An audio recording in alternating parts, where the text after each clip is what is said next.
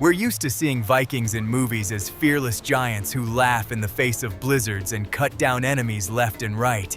It seems as though these people were born of ice, and the cold caused them absolutely no discomfort. But the historical reality was far more brutal and terrifying than any Hollywood fantasy. Before the advent of central heating, winter in medieval Scandinavia was not a season, but a merciless serial killer.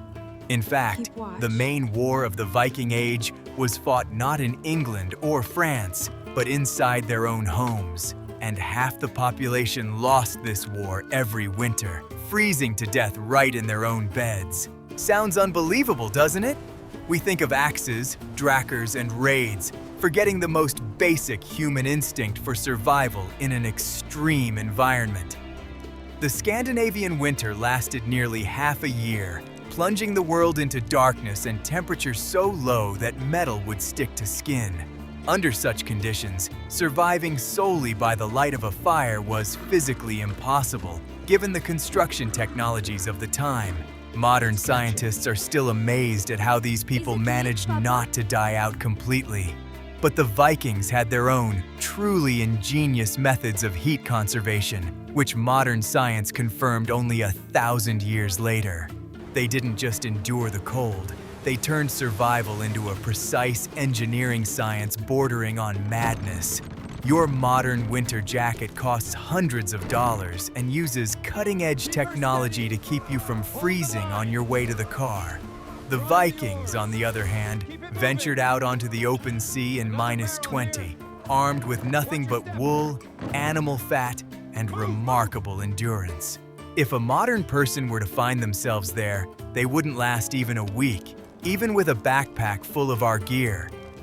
Let's figure out exactly how they cheated death by hypothermia when the temperature dropped well below zero. But this is where it gets really interesting, because their first secret lay not in their clothing, but in their architecture. Take a look at a classic Viking house, and it will seem like the worst place on the planet to spend the winter. It's a long, gloomy structure made of wood or turf, completely devoid of windows as we know them. An open fire burns in the center of the room, and the smoke escapes through a small opening directly in the roof. A modern person would suffocate from carbon monoxide or freeze to death from the constant drafts seeping under the doors. It seems like architectural suicide, especially when an Arctic blizzard is raging outside. But in reality, this house was a masterpiece of medieval survival engineering. Longhouses were built with the harsh landscape and prevailing winds in mind. The Scandinavians carefully chose the site for construction, trying to hide their dwellings behind natural barriers such as hills or dense forests. The shape of the building itself was streamlined, allowing icy gusts of wind to glide over the walls without damaging the structure. Such a house could be as long as 30 meters, creating a vast area to heat. Builders faced the daunting challenge of retaining heat across such a massive space. Every element of the structure was designed with the harsh necessity of surviving the long winter months in mind. A typical wooden log cabin would not have retained heat in the face of Northern Europe's constant storm winds. Therefore, the Vikings often encased their houses in thick layers of peat and earth, creating a sort of artificial hill. This earthen shell functioned as an ideal insulator, what modern builders call passive thermal regulation. The peat absorbed moisture from the outside, but remained dry on the inside, preventing the walls from freezing even on the harshest nights. Today, architects use similar principles to create energy-efficient homes costing millions of dollars. The Vikings, however, built their shelters out of mud and sticks simply because they had no other choice. The building's framework required a huge amount of sturdy timber, which was hard to come by in the north. In Iceland or Greenland, wood was worth its weight in gold, so logs washed ashore by the sea were often used. The interior space was supported by massive wooden posts that divided the house into several functional zones. This layout allowed for better control of warm airflow within the gigantic space. People tried to gather in the central part of the house, leaving the outer edges for storing supplies and tools. These cold storage areas created an additional buffer between the warm living area and the freezing street. But the most surprising thing lies in exactly how they heated this enormous space. A fire in the center of the house provided light and a way to cook, but its heat was woefully insufficient for everyone. Therefore, the Vikings used the most ancient and reliable source of heat available to them. They herded their livestock right into the living quarters for the entire long winter. People and animals slept under the same roof, separated only by a thin partition, or sometimes not even that. The bodies of dozens of cows and sheep acted as giant biological heaters, constantly radiating heat into the enclosed space. It sounds like the epitome of unsanitary conditions, the kind that would drive a modern health inspector mad. By mid-February, the smell inside such a dwelling was simply unimaginable, but there wasn't much of a choice. You either slept, cuddled up next to a cow and put up with the smell of manure, or you froze to death in a nice, hygienic way. Cows release enormous amounts of methane and heat during digestion, raising the overall temperature inside the room by several degrees. Modern farmers know that water doesn't freeze in a tightly sealed barn, even in severe frost. Northern peoples used this biological heater many centuries before the advent of water-filled radiators. However, this system had one critical flaw that killed people quietly and imperceptibly. The open hearth and the animal's breath created an incredible concentration of moisture and carbon monoxide inside the house. If the roof were made too airtight, the entire family simply would not have woken up the next morning. That is precisely why the shape of the longhouse's roof resembled an upside-down ship's hull with carefully calibrated ventilation openings. Smoke and toxic gases rose upward, gathering beneath the high ceiling, leaving a layer of breathable air below. It was a deadly game of aerodynamics, where a builder's mistake could cost the entire community its lives. Managing these air currents required constant attention and a wealth of life experience. Doorways were deliberately made low so that a person would be forced to bend down when entering the house. This helped keep precious heated air inside, preventing it from immediately escaping outdoors when the doors were opened. In winter, any cracks were carefully caulked with moss and clay, turning the house into a virtually airtight capsule. Windy days required special care with the hearth, as strong drafts could lead to a fire. Fire was a Scandinavian's best friend, but in a wooden house, it could easily become their worst enemy. However, they did not sleep on the floor, as is often depicted in cheap historical TV series. Being at ground level in winter was a sure death from hypothermia, since cold air always sinks downward. The Vikings built special platforms along the walls, raising their sleeping areas 1 meter or 1.5 meters above floor level. The higher a person's status in the family, the closer to the center, and the higher off the ground their bed was. The temperature difference between the floor and the sleeping platform could reach 10 degrees Celsius. Today, we call this the law of convection, but back then, it was simply called common sense. Think about that the next time you complain about a draft from a plastic window. These people spent months in dim light, breathing a mixture of wood smoke and animal odors. Because of their constant exposure to smoky environments, many developed chronic lung diseases by the time they reached 40. Archaeologists often find Viking remains showing signs of severe respiratory diseases caused precisely by these winter encampments. They literally sacrificed their long-term health to avoid dying of the cold right then and there. But here's where it gets interesting. One house wasn't enough for survival. Inside this dimly lit space, the constant routine work of sustaining the entire community was in full swing. Women spun yarn and prepared food, while men repaired tools and carved new utensils from wood. The limited light from the central hearth forced people to huddle closely together in the warmest spot. Fat from marine animals was often used in primitive lamps to bring a little light to the far corners of the room. These lamps smoked heavily, adding new, heavy notes to the overall scent of the longhouse. The long winter was a time for stories and crafts, when survival depended on the unity of the entire family.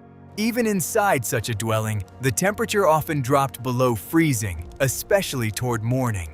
The fire would burn out, the animals would settle down, and the icy cold would slowly seep through the earthen walls. To avoid freezing solid in their sleep, people needed personal insulation that would work without fail. They used multi-layered sleeping bags sewn from reindeer and bear hides with the fur on the inside. The fur created an air pocket, trapping body heat just as modern synthetic insulation does. The only difference is that a modern sleeping bag weighs a kilogram, while a Viking's bedding weighed as much as a small refrigerator. But here's what truly amazes modern researchers of human physiology. Despite all their ingenuity, people in the Viking era regularly experienced mild forms of hypothermia while sleeping. Their bodies adapted to this by lowering their basal body temperature and slowing their heart rate at night. Modern scientists are studying this mechanism in Tibetan monks and polar explorers, calling it cold adaptation. The Vikings literally entered a state of mild semi-hibernation to conserve precious calories until dawn. Your body would start to panic and shiver, but theirs simply switched to energy-saving mode. Waking up in the morning was the most dangerous moment, when the warmth of sleep had already faded and the warmth of the day had not yet arrived. Someone had to get up first, break the ice in the buckets of water, and feed the restless livestock. The children helped fan the cooled down embers, trying to bring life back to the dwelling that had frozen overnight. Only after a hearty, hot breakfast did the blood begin to flow faster, warming their chilled bodies. At dawn, life in the house resumed with renewed vigor, preparing people for another hard day. Each new day was a small victory over the merciless northern wilderness. Every morning began with a struggle just to get their joints moving again. Starting a fire with frozen hands was a task on which the entire family's survival for that particular day depended. And yet, they didn't just sit at home waiting for the spring thaw and the warm sun. They had to go outside, hunt, repair their gear, and prepare for summer sea voyages. And for that, they needed protection that was a true technological marvel of its time. But we'll talk about this unique armor against the cold in the next part of our story. If you ask a historian what weapon made the Vikings great, they won't mention an axe or a sword. Scandinavia's true superweapon was ordinary wool, from which they made their clothing. That sounds incredibly boring, until you try venturing out onto the open sea in February.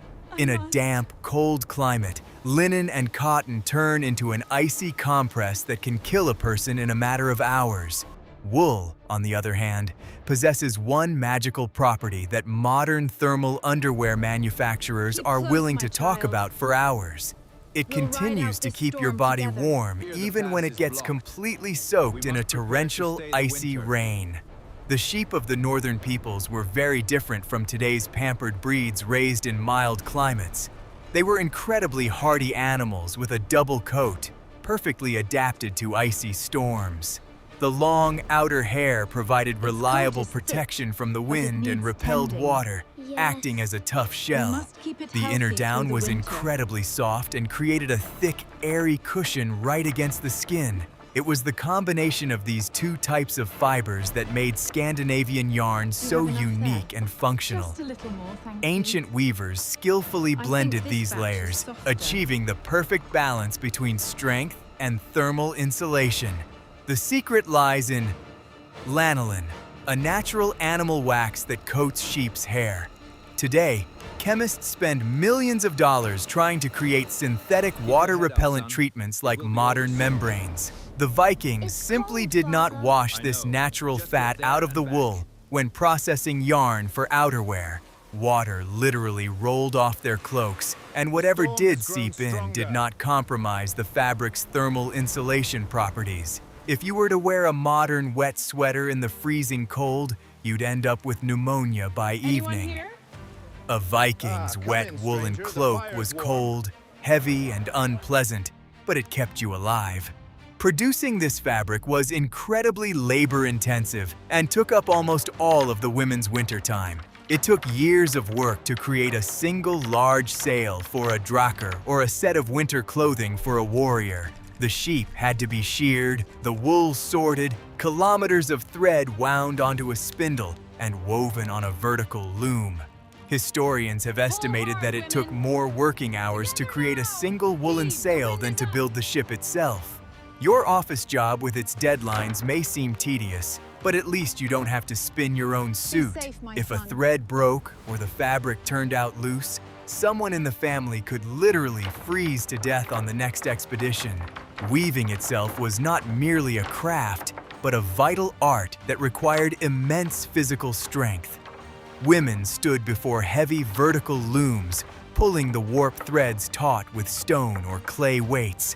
The density of the weave directly determined how well the finished garment would withstand gusts of cold wind. Some types of fabric were additionally boiled in hot water so that the threads would bind tightly together. This process transformed an ordinary piece of cloth into a dense material that was completely impervious to any storm. The color of winter clothing, meanwhile, most often remained natural, ranging from off-white to dark brown. It's interesting to note exactly how they wore these clothes to maximize heat retention. Modern hikers are familiar with the three-layer rule, where the base layer wicks away moisture, the middle layer provides warmth, and the outer layer offers protection. The Scandinavians arrived at this same ideal system through trial and error more than 1,000 years ago. Closest to the body, they wore a linen or thin woolen shirt that absorbed sweat well. Next, they put on a thick woolen tunic, which functioned like a modern fleece jacket, trapping warm air. Over that, they threw a heavy, grease-soaked woolen cloak, which served as an impenetrable shield against the Arctic winds. Their legs also required serious protection, as moving through deep snow quickly sapped body heat. Men wore sturdy woolen pants, which often had a complex and rather baggy cut.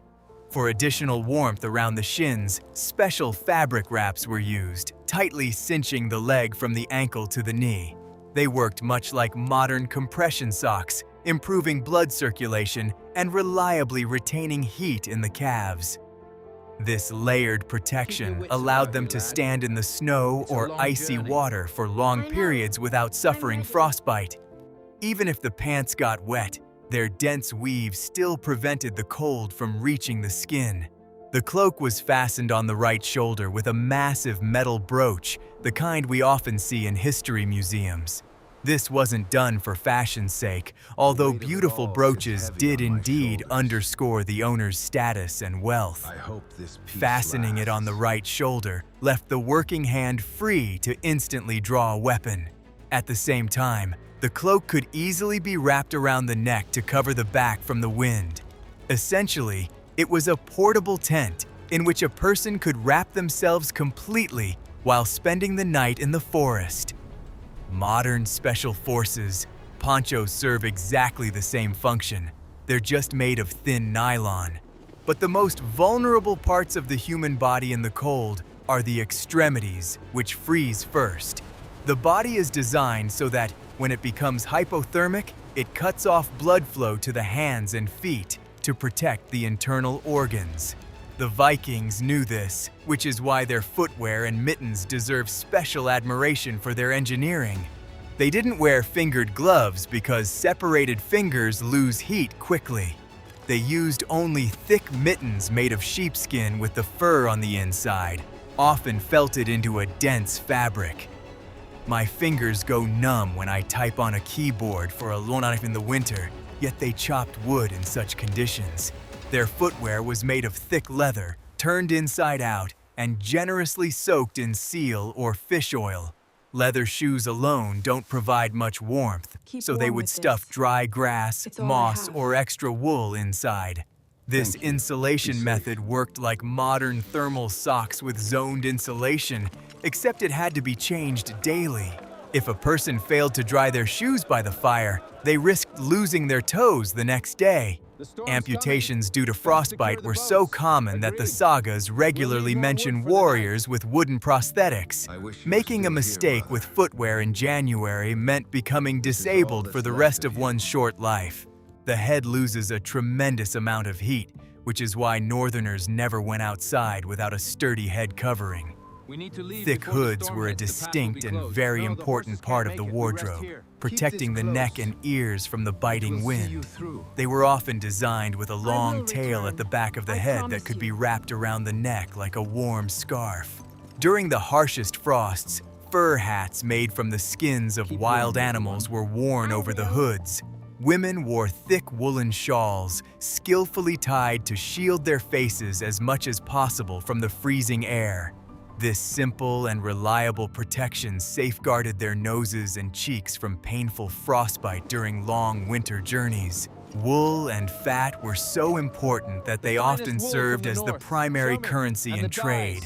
Scandinavian textiles were prized throughout Europe and exchanged for silver, silk, and the finest Frankish weapons. This paints an amusing picture of rugged, bearded raiders who built their economy on knitting and weaving. The Icelandic woolen cloak, known as a vadmal, was legal tender used to pay taxes and blood money for murder. Did you kill your neighbor in a drunken brawl or a land dispute? Please pay his family 200 cubits of first-class waterproof fabric. Despite the harshest conditions for survival, the Vikings loved bright colors and tried to decorate their clothing. Using tree bark, lichens, and the roots of various plants, they dyed wool in shades of red, blue, and yellow. Bright clothing was a sign of wealth and high status, indicating the availability of resources for such luxury.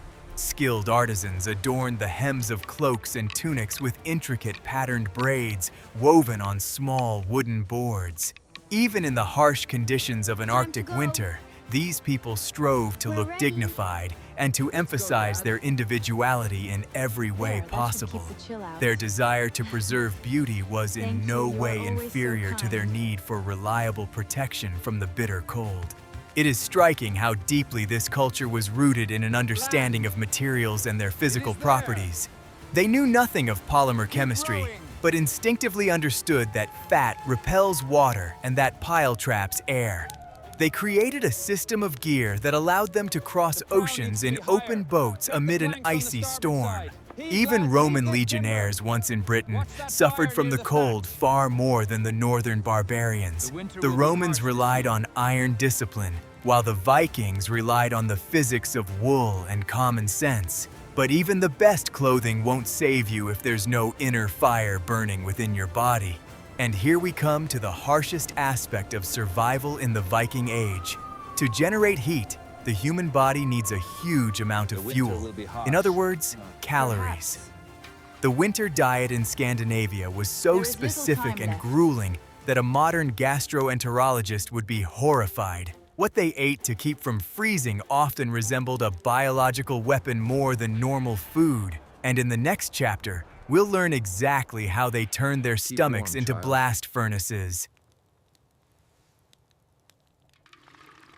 Imagine having to spend 10 hours a day in the freezing cold doing hard physical labor.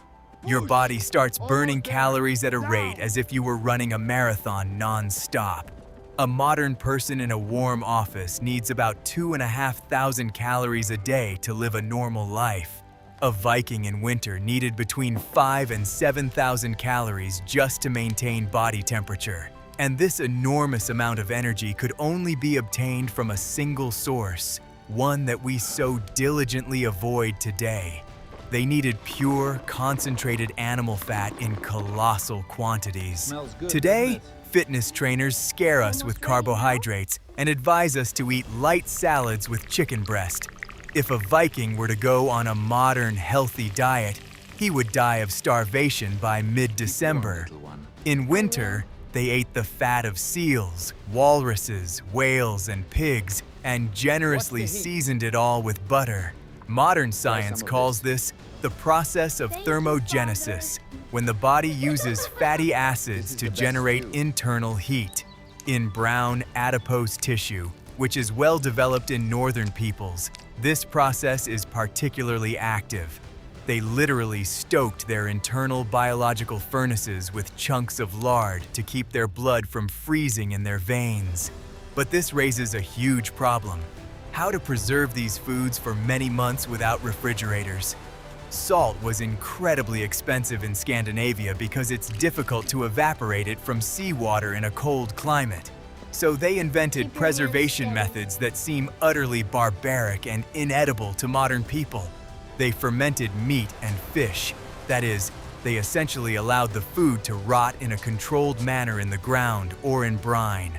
The famous Icelandic hakarl, rotting shark meat, didn't come about out of luxury, but out of desperation.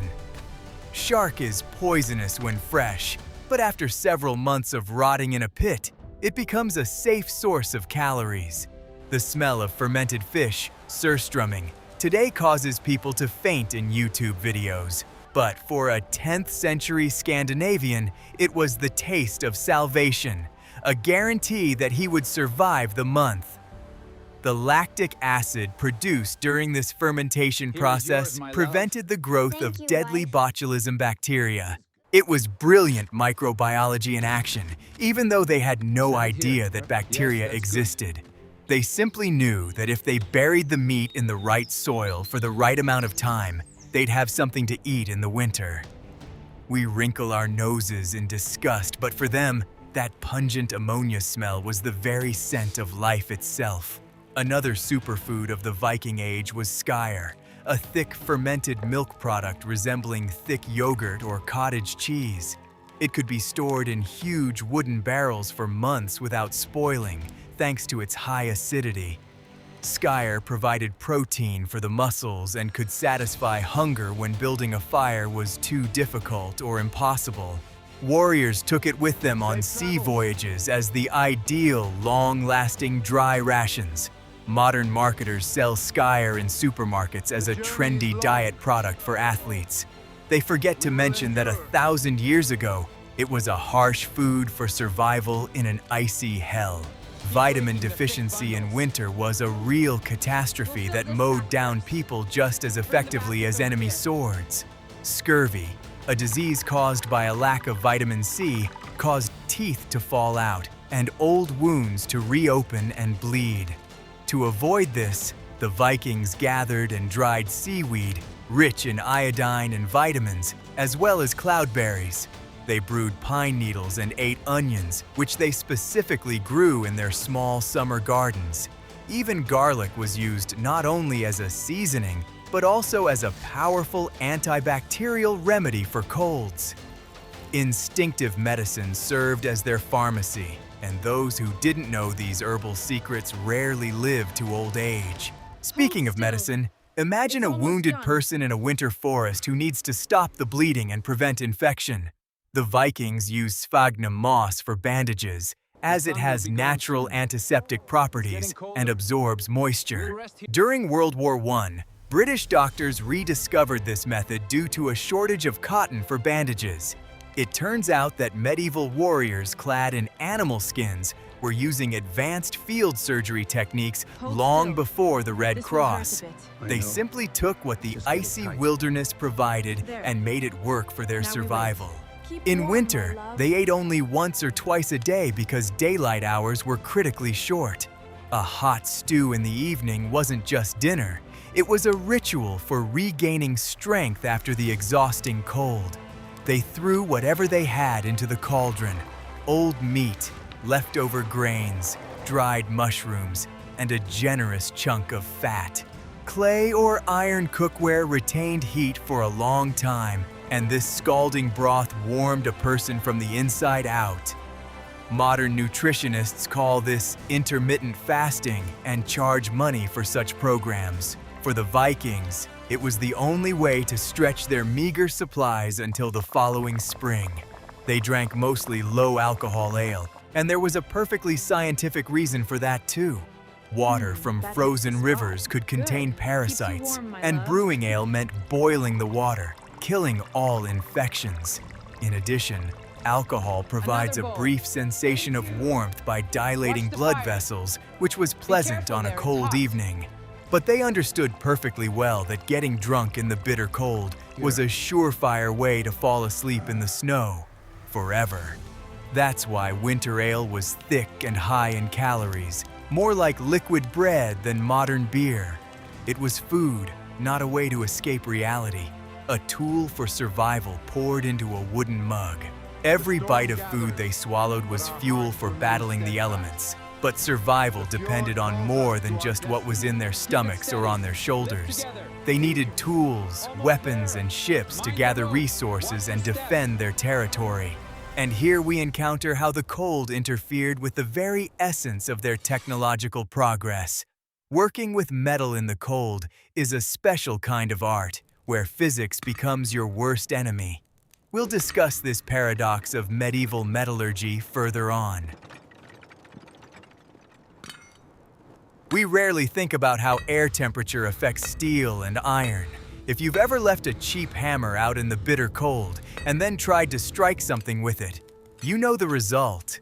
The metal becomes as brittle as glass and can simply shatter into pieces from a strong blow. For the Vikings, whose survival depended on axes, knives, and ship rivets, this was a huge problem. Weapons and tools had to be forged and repaired even in winter, when the forge could barely stay warm. And here, medieval blacksmiths demonstrated a knowledge of materials science worthy of modern metallurgical engineers. The forge in a Viking village was always the most important and mysterious place, the center of local industry. In winter, it was the only room where the temperature could rise to comfortable levels thanks to the blast furnace. But forging in the cold means battling the incredibly rapid cooling of the workpiece. As soon as the blacksmith pulls the red-hot iron from the fire, the winter air instantly begins to draw the heat out of it. The time available to deliver precise hammer blows was reduced to just a few precious seconds. If you strike cooled metal, micro cracks form inside, and the axe will break the very first time it's used in battle. To avoid this, blacksmiths used a method of repeated, slow heating. Modern craftsmen use laser thermometers to know the exact temperature of the steel before hardening. A Viking determined the temperature solely by the color of the metal's glow in the dim light of his soot-stained workshop. A dark cherry color signaled one temperature, a bright orange another, and a blinding white meant the metal was melting. A half-tone error in color and a precious piece of iron forged with incredible effort would be irretrievably ruined. This required such a high level of skill and intuition that blacksmiths were often considered sorcerers who wielded the magic of fire. But the most difficult part began during the quenching process, when the hot blade had to be rapidly cooled. If a red-hot sword were plunged into a barrel of icy water from a winter river, it would simply crack from thermal shock. The enormous temperature difference shatters the steel's crystal lattice at the molecular level. Therefore, blacksmiths used heated oil, animal fat, or even animal blood for tempering. Oil cools more slowly than water, providing the perfect balance between the hardness of the cutting edge and the flexibility of the blade. They didn't understand the physics of carbon's phase transitions, but their swords cut down enemies without fail. Iron mining itself came to a complete halt in winter because bog iron ore was buried under meters of snow and ice. Bog iron consists of porous chunks of ore that were collected in the marshes during the short Scandinavian summer. To produce even a small ingot of usable metal from it, one had to burn mountains of charcoal. Preparing this charcoal was yet another grueling winter task requiring constant supervision. Charcoal burners built huge earthen kilns in the forest and lived near them for weeks, monitoring the draft. If you fell asleep on duty, The firewood would simply burn to ashes, and the entire village would be left without charcoal for the forge. I wonder how they dealt with ship repairs in sub-zero temperatures. Wood also changes its properties in the cold, becoming less flexible and prone to cracking. The iron rivets that held the Drakker's planks together would contract in the cold, and the hull could start to leak. Therefore, winter maintenance of the fleet required constantly caulking the seams with hot pine resin. The resin had to be boiled over campfires and quickly applied to the icy planks before it hardened. It was dirty, toxic, and physically exhausting work that could not be avoided. Sometimes the frost was so severe that even high-quality battle axes would crack simply from lying outside. Warriors were aware of this property of metal and tried to keep their personal weapons close to their bodies or near a fire. Picture this scene. A rugged Viking sleeps, gently cradling his battle axe, wrapped in a fur pelt. It sounds funny, but it was a necessity. A warm axe won't fail you during a sudden nighttime attack. Modern soldiers take similar care of their rifles in Arctic conditions to prevent the mechanisms from freezing up. A millennium has passed, yet the rules of war against the cold remain exactly the same. But metal was not just a weapon, it was also a symbol of status and survival. A good wrought iron cauldron was valued no less than a sword because it meant the ability to cook hot food. Losing or breaking a cauldron in the middle of winter was a real disaster for the entire family. They would repair it until the very end, riveting the cracks shut until it turned into a patchwork quilt of iron. Archaeologists find such artifacts and marvel at how long these items served their owners. In our world of disposable tableware, such frugality seems like something out of science fiction. Mastering the use of tools in the cold required a level of fine motor skill that is hard for modern people to imagine.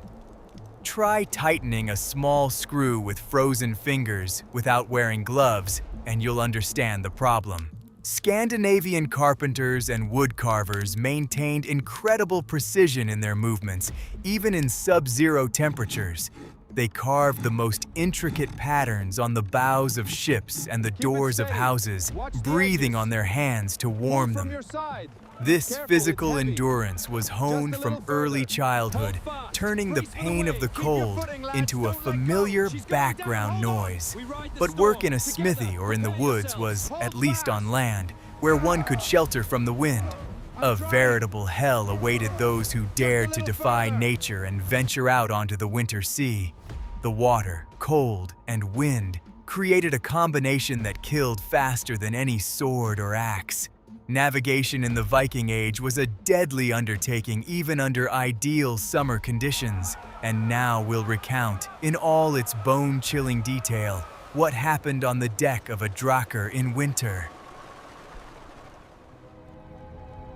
Most people believe that the Vikings sailed on their famous raids year-round. In movies, they stand gracefully at the bow of a Drakkar while snow falls picturesquely onto their fur cloaks. In reality, winter navigation in the North Sea was an act of pure, unadulterated suicide. Viking ships had no enclosed cabins, no holds, and no shelter whatsoever for the crew. They were essentially giant open boats where people were at the mercy of the elements every single second. Getting caught in a winter storm on such a vessel meant almost certain death from hypothermia. Why? Imagine icy spray constantly whipping into your face in strong winds. At an air temperature of -10 degrees, salt water freezes instantly upon contact with clothing and rigging. In just a couple of hours, the ship becomes covered in a thick layer of ice, making it catastrophically heavy. In the modern Navy, this is called ship icing, and it's still the reason modern trawlers sink. Viking Drakkars simply lost their buoyancy and sank under the weight of the ice that had frozen onto the mast and sides. That is precisely why, with the onset of late fall, Navigation was officially suspended until spring. Ships were hauled ashore, turned upside down, or driven into special sheds to protect them from the elements. But sometimes, emergencies forced crews to set out to sea even during the harshest winter months. And then, a brutal battle for survival would begin, where the main task was simply not to freeze to death at the oars. It was easier for the rowers. The heavy physical labor kept them warm, forcing their blood to circulate faster. But the helmsman, forced to stand motionless at the stern, would turn into an ice statue in a matter of hours. To survive on the open deck at night, they used special sleeping bags made of walrus hide. Several people would crawl into a single bag to keep each other warm with their body heat. It doesn't seem very heroic for brutal warriors, but the laws of physics don't care about your masculinity. They couldn't light any fires on the wooden deck. That would be a surefire way to burn their only means of transportation. They ate only cold, dry rations, dried fish and that very same skyr, washing it down with ice-cold water or ale. My feet start to ache just at the thought of sleeping on a wet plank in December. Navigating in the winter also turned into a real mathematical and astronomical ordeal. In winter, in the northern latitudes, the sun rises above the horizon for only a few hours, or not at all. The Vikings' famous sunstones, Iceland spar crystals, which helped them locate the sun through the clouds, became useless in complete darkness.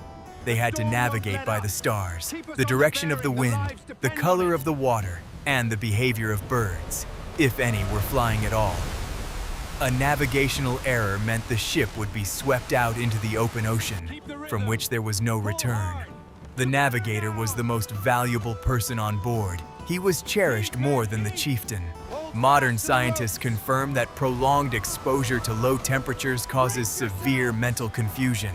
Hypothermia causes a person to make foolish decisions, lose their bearings, and ultimately simply fall asleep. Ship captains had to physically beat their sailors to force them to keep moving and prevent them from falling asleep. Today, this would be called abuse, but back then, it was standard protocol for crew survival. A person in a state of severe hypothermia often experiences a false sense of heat and begins to undress right out in the cold. This paradoxical undressing is a terrifying symptom that the Vikings dealt with simply by tying up their delirious comrade. Their clothing became saturated with sea salt, which, once dry, hardened into sharp spikes that rubbed the skin raw until it bled. Any scratch under such conditions would instantly become inflamed, turning into a festering ulcer. Without antibiotics or proper hygiene, a simple cut from a rope could cost a sailor an arm or a leg. They endured this pain with a fatalism that astonished even their contemporaries from more southern lands. Their religion, which promised Valhalla only to those who died in battle, did not grant a place of honor to those who died of a cold. Freezing to death at the oars was considered a straw death, an inglorious end feared by every self-respecting warrior.